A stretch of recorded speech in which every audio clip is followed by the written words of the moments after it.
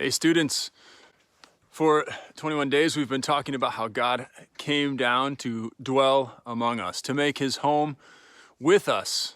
And this is Jesus. Jesus did some amazing things in his life. He lived among us and walked with us, and he healed and he loved us. And there's this great story where Jesus is walking along a beach, maybe a beach like this, and there's this storm causing the disciples to struggle, and they're somewhat fearful, and they're out on the water. They were afraid, so Jesus decides to go out to them walking on the water.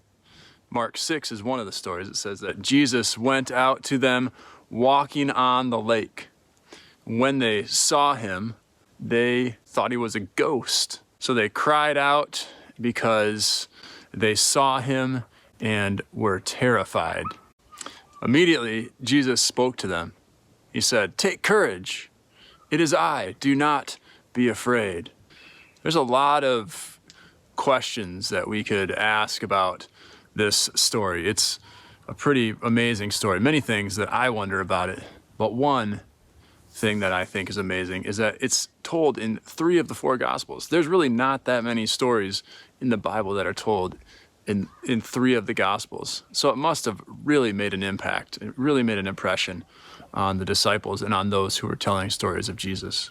I wonder, why did Jesus choose to do this?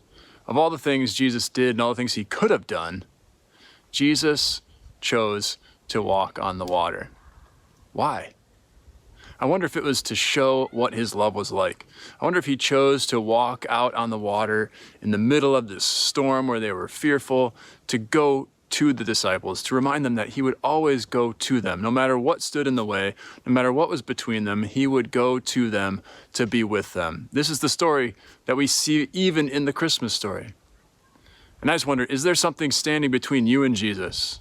Does this story then intend to remind us that Jesus reveals to us that our God is a God that will cross whatever stands between us, will come to us, even if it means coming down from heaven as a baby. Our God loves like that.